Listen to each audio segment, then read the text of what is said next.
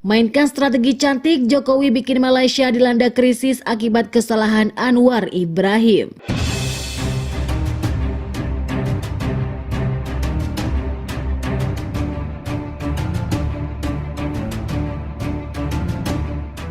Halo Sobat Rubanus, dimanapun kalian berada, gimana kabarnya? Tanpa basa-basi, langsung saja simetriskan posisi, jangan lupa ngopi, kencangkan celana dalam, selamat menonton, dan cekicrot.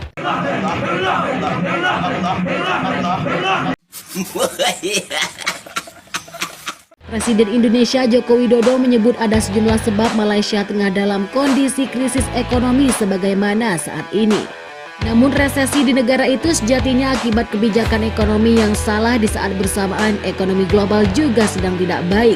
Hal itulah yang membuat sentimen negatif kemudian menjalar semakin kuat. Sebagai informasi saja, saat Perdana Menteri Malaysia Anwar Ibrahim masih menjabat, ia memerintahkan Menteri Keuangan untuk mengurangi pajak hingga 48 miliar US dollar. Tanpa mengurangi belanja keamanan negara dari segala komplisia, termasuk menghapus tarif pajak penghasilan bagi 45% orang kaya Malaysia.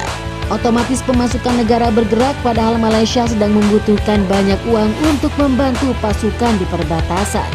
Setelah Fiscal Position Event, ekonomi sekuat Malaysia juga volunteer, ujar Joko Widodo dikutip dari Kompas TV Selasa 27 Desember 2022. Pasar keuangan khawatir Malaysia karena semakin banyak berhutang namun tidak mampu membayarnya.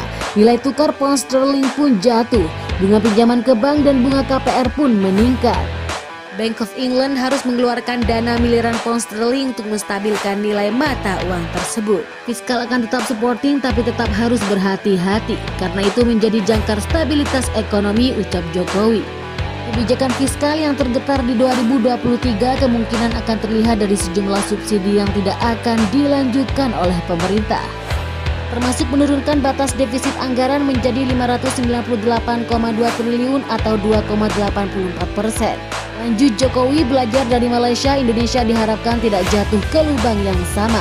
Ia mengaku pemerintah Indonesia melakukan kebijakan fiskal yang luar biasa atau extraordinary. Misalnya dengan menaikkan batas defisit anggaran untuk menangani komplikasi dan memulihkan ekonomi, yakni dengan menambah utang saat pemasukan negara rendah.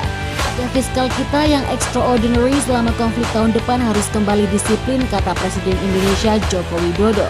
Sebelumnya Jokowi menyebut kalau krisis Malaysia terjadi karena kesalahan mereka sendiri. Itu lebih spesifik karena polisi mereka sendiri, tetapi juga bisa mempengaruhi sentimen karena kejadiannya berurutan pada saat Federal Reserve di Amerika Serikat.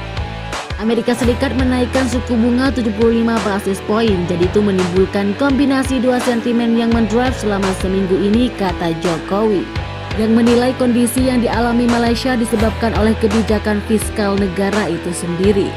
Jadi gimana nih pendapat Sobat Rubaners tentang ulasan tersebut? Silakan komentar dan baku hantam kalian. Di tukang cukur kidal Pak Biden. Saya pamit, salam kecap bango. Tombok kita. Tombok lah, dapat duit aku. Tombok lah handang.